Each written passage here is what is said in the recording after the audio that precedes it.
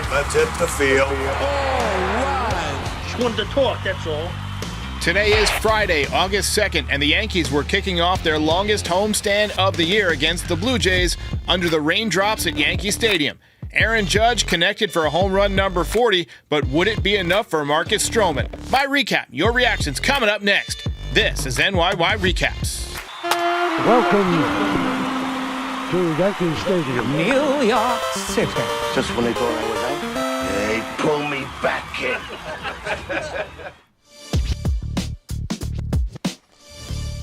Welcome back, everybody. Tough loss to kick off the homestand. We got to start with that epic roll call from Jazz, shooting the basket there. How you doing, TK?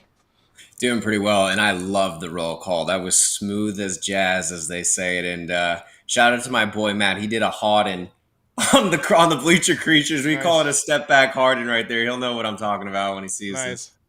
So, we got a lot to get to. Obviously, this was a pretty interesting game. So you had the 3-run first inning for the Blue Jays. Yankees immediately get 2 back on an absolute nuke from Judge. 40th home run, 477 feet. We'll talk about Judge in a minute. Stroman was trash. We'll talk about that in a minute. But we have to spend some time talking about accountability, which is something we don't always see from Aaron Boone. And he finally benched Gleyber Torres tonight. Normally, this would be something that I would go in depth on in the recap portion of the show. But I felt like we should address it at the top because a lot of people are going to be talking about it. So basically, it was 3-2, and the Yankees could have tied up the game. Gleyber Torres smoked one to left field off the wall, turned a double into a single by not hustling, and then he couldn't score when Volpe ripped one into the corner. Cost the Yankees an important run at that time of the game. Now, TK, I guarantee that keeping Gleyber Torres on this team is a huge mistake. That run, not scoring, is a direct result of him not hustling and trying to, pimp a home run that didn't go out of the ballpark. I got no problem pimping a home run. Jazz Chisholm pimped a home run the other day, but if it goes 20 rows deep, you can pimp the home run. If it's hitting the wall, I want you running out of the box. He ended up getting pulled from the game. You could see him pleading his case with Aaron Boone. Boone was not having it at all. Get off my bridge. And keeping him on this roster is going to kill the Yankees in a big spot. I guarantee it. Got any thoughts on Gleyber? Yeah, that sucked.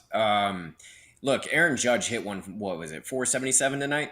Yeah. You hit one like that, you can pimp it. He never does, but you can pimp it. Juan Soto's pimped it a few times. But yeah, like you said, if you're, especially those line drive home runs, you can't pimp those. Only Stanton really can, because when he hits them, they stay hit.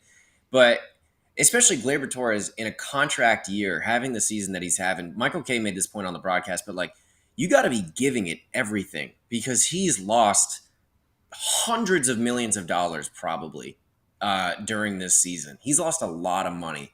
So you got to, and he's going to end up signing a prove-it deal. I can guarantee it. But absolutely, I was very vocal before the trade deadline. I was like, can we trade him for something like an arm, please? I wanted him off the team. Now, if this doesn't get his act together, this very public, because this is probably the most public benching or public sort of embarrassing a player that I've ever seen Aaron Boone do in his tenure as Yankee manager. So if this doesn't get Gleyber to be like, man, I really kind of have to get it together a little bit here, nothing will. And it's really hard to have leash with him, because I'm all out of leash with him. I just don't even know what you do at this point. Like you say, they could DFA him because they're going to lose him at the end of the season for nothing anyway. I guess maybe when they activate Birdie, they would do that. They would consider that, because really, what are you losing on offense with Birdie? Right. He's a better defender, and he has more versatility as well. Yeah, I don't think they're going to DFA him. I would 100% support it, though, if they did. I'm not one of those guys that's when George was alive, he would have done this, he would have done that. But this is one of those situations where George Steinbrenner would not have stood for this. There would have been a call made to the dugout, and Aaron Boone would have picked it up, and Steinbrenner would have been on the other end of the line. He would have said, get that guy off the field, get him out of the clubhouse. And it's unacceptable to stand there and watch the ball when it stays in the ballpark. I'm glad to see that there was finally some accountability from Aaron Boone. But yeah, a benching might not be good enough. We got 2 months left. obviously he can be a dangerous bat. I mean, the thing that led to this was he hit a ball 110 miles an hour basically off the wall. I didn't see the exit velocity, but I'm guessing it was smoked. The guy's got talent, but he's been the worst second baseman in the league. We have to endure base running blunder after base running blunder after base running blunder. He can't turn a double play at second base.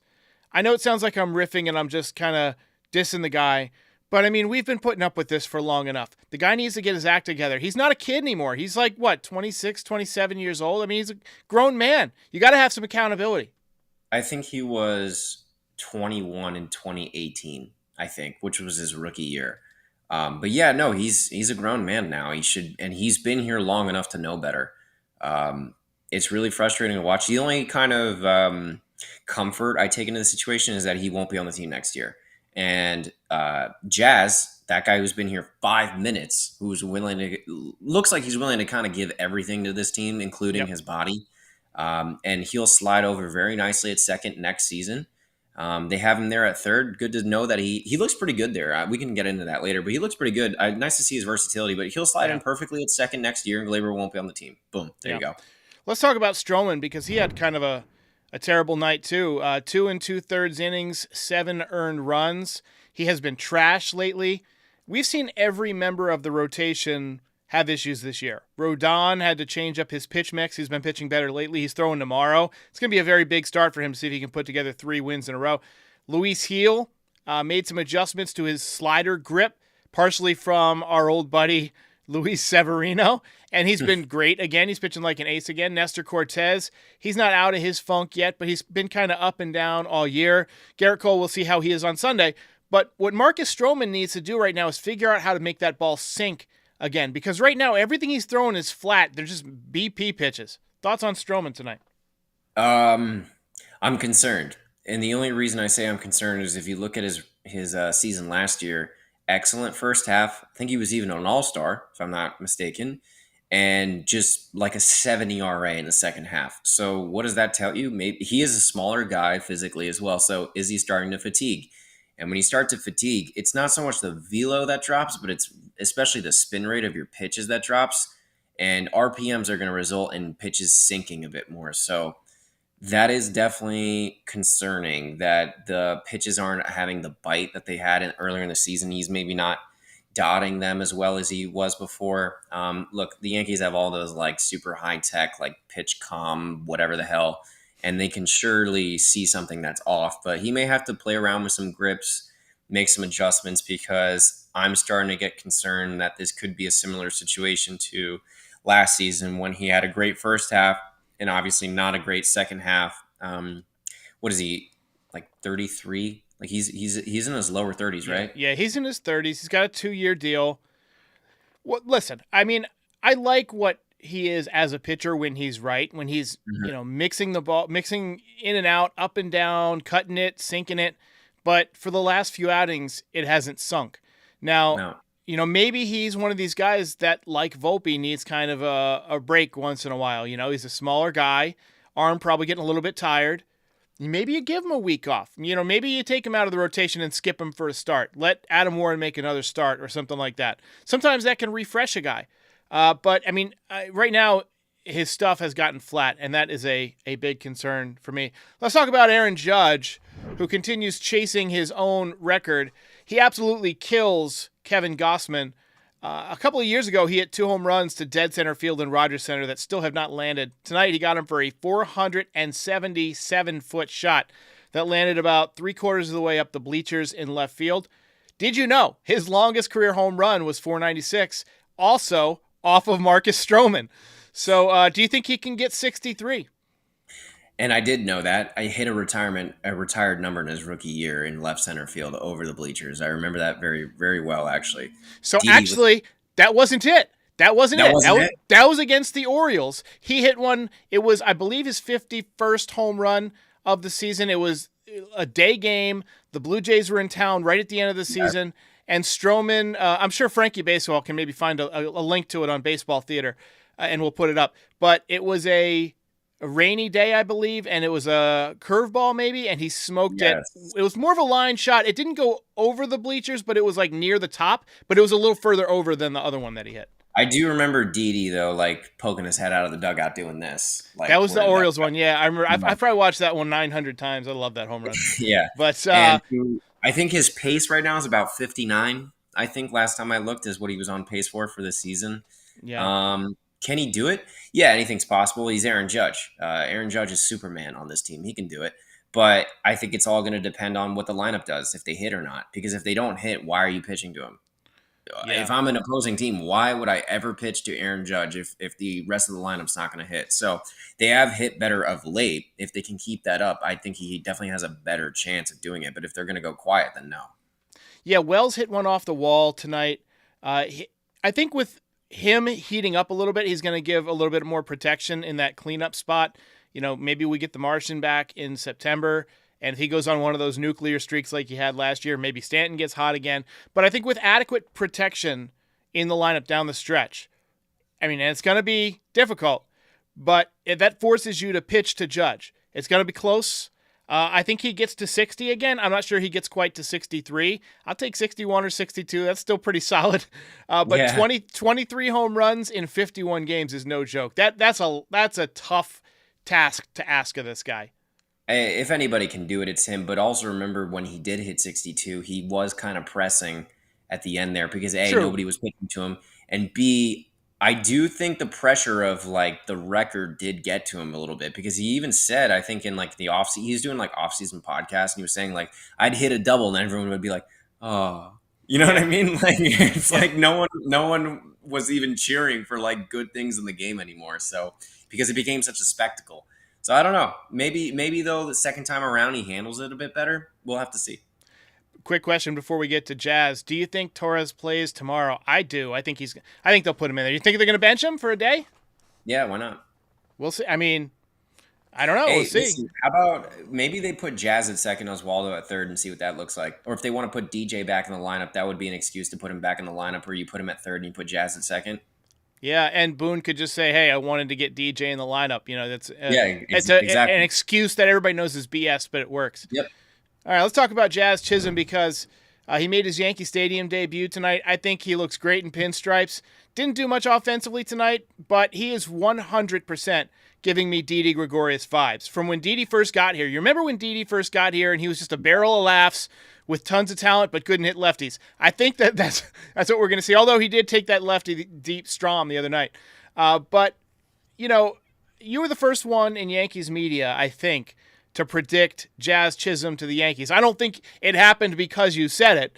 So let's stop right there. I think that independently they could have come up with, hey, maybe we should get Jazz Chisholm. But you put it out there. So credit where credit's due. What are your thoughts on his first week as a Yankee? Is he everything that you hoped for and more? Hey, listen, first of all, I'm very proud that I was the first to sort of get that ball rolling. But hey, let me have this. If I want to believe that they did it because of me, they did it because of me. Even though they did it. So I'm seeing a lot of Jazz. The lights were too bright for him. Stop. This was his first game in the Bronx. We got to give these things like trades in baseball. It takes a while for it to really come to fruition. All right. This guy has, by the way, Alex, it's an E, not an A. This guy has a little bit of the swag. I really do think he'll come through in the big moment. He did it in Philly. He really did. He came in clutch. He likes the spotlight. He does. I don't think the moment will be too big for him. I can just smell Jazz Chisholm Jr. having a huge hit in October. Yeah, and he looks great at third base. Honestly, I can't think of anything he's messed up. Even tonight, they mentioned, there was one play where he kind of bobbled it a little bit, but he took his time. He set his feet, and he made a good, accurate throw. That's a baseball player. That is a baseball move right there. I think MLB The Show recognized how fun this guy is a couple of years ago. That's why they put him on the cover of the game. I think we're going to have a blast. Like, sometimes New York City brings the most out of those guys, right? Ricky Henderson was kind of like that too, right? He was great when he was with the Yankees in the 80s. I barely remember it, but, All right, let's get to the recap. This was not a positive game, but it was a decent game. Comedian Mo Brown says Jazz wasn't ready for pinstripes tonight. Look, like TK just said, one game. Let's not put too much into it. He was definitely ready at third base, made a nice play. Anyway, Yankees fell behind 3-0 in the top of the first inning. Stroman just hitting too many bats. First play of the game was actually a ground ball right to Jazz, kind of collided perfectly with the roll call that was moving around the stadium, and that was like a really cool moment where, he gave his signature, the jump shot. Harden. I thought it was great. That was great. Yeah, but that was dope. Tons of energy in the stadium at that moment, but Stroman immediately tried to flush it right down the toilet by allowing 3 runs. Bottom one, Aaron Judge, in accordance with the prophecy. It's another home run for Judge. All right. Here comes the Judge. Number 40 on the year for Aaron Judge. 101 RBI. As predicted on the voicemail show, Nostra Derek is back on the board. 477 feet, Terrence. Oh, my God. Dude, I can't say anything more than that's just the Lisan Al-Gaib right there. Just straight up the chosen one, man. The captain for a reason. Hit an absolute nuke. I texted you immediately after that nuke. There were some expletives in there, so we don't have to say it on the air. Yeah. But, it was just an absolute moonshot. A very classic Aaron Judge swing where he has a very slight uppercut, but he's Aaron Judge, so it works for him. And Jardy was talking about that, how most guys can't do that, but because he has so much power, he can. I didn't even really watch it. I heard it and I was like, oh yeah, that's 450 at least. It was just an absolute majestic shot. I'm so glad that we re-signed him and that he's not with the Giants or the Padres or the Rays apparently, but I don't think that was ever going to happen. It was funny in San Francisco, they were booing him hard too because he kind of bamboozled them. But hey, that's neither here nor there. He is the captain. He's gonna 99 will be in Monument Park, I believe. Even if he doesn't win a chip, I think no matter what, he will have 99 retired. A championship will just strengthen that, but it'll be the franchise guy for the next, probably 7 years, 8 years, the length of the contract. Yeah, he's going to the Hall of Fame. So Frankie says that Gleyber Torres will play tomorrow. So that'll be interesting. Stroman could not get out of the third inning, in case you missed it. 2 2/3 innings, 8 hits, 7 runs, 1 walk, 3 strikeouts. Tough day for Marcus Stroman. Blue Jays got 4 runs back in the third inning to take a 7-2 lead, but Anthony Volpe closed the gap. Turning, looking, home run for Volpe. Hit him in the stands, they can't catch him. Anthony Volpe. A spectacular Oji. Apo Bapo. And his power has definitely come back since the All-Star break. 10th home run of the season, kind of inside out at a pitch that was really on the inner half of the plate in the upper 90s. He had 3 hits in the game, picked up his 3rd hit in the 6th inning. I think he could be back. Just got to make sure you give him a day off once in a while. How you think Volpe is responding here in the second half, TK? Really well. Looks like he did in the first half. I don't know if that's because of the All-Star break. He gave his body and his mind a little bit of a rest, maybe a little bit of both. They commented that on the broadcast as well. Maybe going back in the 9-hole kind of relieves some of the pressure. Could be a lot of things. Maybe he made some adjustments, looked at some film during the break. But yeah, he looks really good. Looks like he did in the first half. I'm good. You let me know what you think about this, Derek. I'm good with keeping him in the 9 spot the rest of the season. Just 100%. To kind of get his confidence back, just to kind of get the feel of the game back and have the sense of belong. Because I think for a young player like that, it's very easy to kind of start self-doubting of maybe I can't play at this level. So good to keep him in the 9-hole. He is also a really nice spark plug at the end of the lineup just to kind of turn it over again. And then you would revisit him in the leadoff role. Because I do think long-term, that's where the Yankees would want him. He's the archetype of player he is perfect for that. I would just revisit that in spring training probably next season. Yeah. I agree with you 100%. I think the 9-hole is fine. I don't know if I love Verdugo in the leadoff spot. Honestly, I think Dominguez, when he comes back, should take over the leadoff spot. I could also see him hitting 4th, but I kind of like Wells in the number 4 spot. So, it'll change, I'm sure, at some point as guys come and go. You like Jazz in the leadoff spot? I don't like him in the leadoff spot because he's a 250 hitter, doesn't get on base a ton. But he does have some pop. I want him hitting with guys. I want him hitting with guys on base because he's going to run into one once in a while, right? We saw him hit 4 home runs in Philly.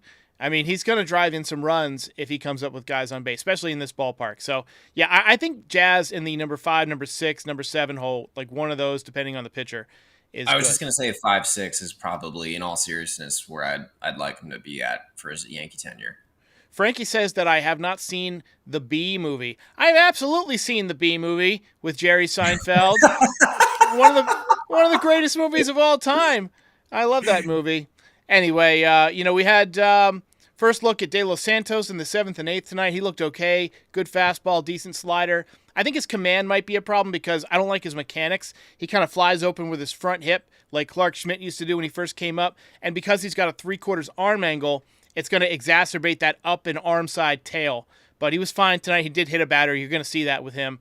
It also causes the ball to kind of flatten out a little bit, which is probably why he's got a bunch of home runs given up. He's probably trying to go low and away to righties and missing out over the plate. That would be my guess as to what's wrong with him right now, but hopefully they can get that straightened out. Cousins threw the ball pretty well, but the Yankees fail to win the opener of the series. They fall 8-5. Mission failed. We'll get him next time. You get nothing. You lose. Good day, sir. If you ain't first, you're last. All right, TK. Big game tomorrow. Carlos Rodon on the mound. I'm hoping that the new pitch mix, helps him against the Jays. I worry because they hit home runs and he gives up home runs. How you feeling about Rodon tomorrow? Confidence. He's had a couple good starts. You got. This is supposed to be our number 2 guy. I gotta be 100% behind him and hope that he does well. I said this before, and this will be a pitch he develops in the offseason. 12-6 curveball, like dropping the hammer, would be really beneficial for him because of his arm slot. And this is going to be so stupid, but it's so true. And LeBron James has had this logic where he said he's put himself in 2K with other guys to see how they play together in the video game. If you give Carlos Rodon and MLB The Show a 12-6 curveball, you throw like a 9-inning, 2-hit, 11 strikeout shutout. I'm serious. But just watching him pitch in real life, that's a video game, but watching him pitch in real life, his arm slot is perfect for it. I really would like to see him develop that, like 12-6, ball comes out this way, just kind of like that. It would be a nice pitch for him. Yeah, I agree. Even if he could drop it in, we've seen him kind of drop in sliders, as kind of get me over strikes. Yeah. But I'd rather him save that pitch for 2 strikes because it's so nasty. Like if he could, somebody who used to do that a lot is David Wells. He would throw a big roundhouse curveball to start off the count, and it's all of a sudden it's 0-1, and it's like, okay, well now he comes inside with a cutter, and you foul it off, and I'm 0-2. Now he can go high fastball. He can go curveball in the dirt. He can fade a changeup away. Being able to drop in a breaking ball when guys are keyed up for that 100-mile-an-hour fastball is huge. So, I agree with you. I think the 12-6 curve would be a nice addition. All right, let's get some final thoughts here as we finish off a late night in the Bronx, delayed by rain. Sure, go ahead. Rodon, Andy Pettitte showing him how to throw the cutter would be huge for him too, as well. That'd be a good pitch to have for him. Blake Snell threw a no-hitter tonight. Congrats to him. Yep. I still would have preferred that we signed him over Stroman, but Stroman has been really good. For the first half of the year, I think over the course of the next 2 years, Snell's probably going to be more serviceable. Just like you said, Stroman aging quickly, it seems. Definitely needs that midsummer break. But if he can get that movement back and avoid a prolonged slump where he stinks for 2 months like he did last year, I think we'll be okay. But maybe skip a start, like you said. Maybe it's just fatigue. Yeah, could be. Nick Cayanos with the final word of the night says, Stroman stunk on ice. Absolutely. All right, TK, let's call it a night. Thanks for joining me as always. Tough one for the Yankees. We'll be back tomorrow. I'll be back. Terrence can, Terrence can kick rocks for all I care. I'll be back. I'll be back tomorrow afternoon after the game. TK, appreciate it, man. Have fun out there in California. Always. I will. Later. See you. Ball game over.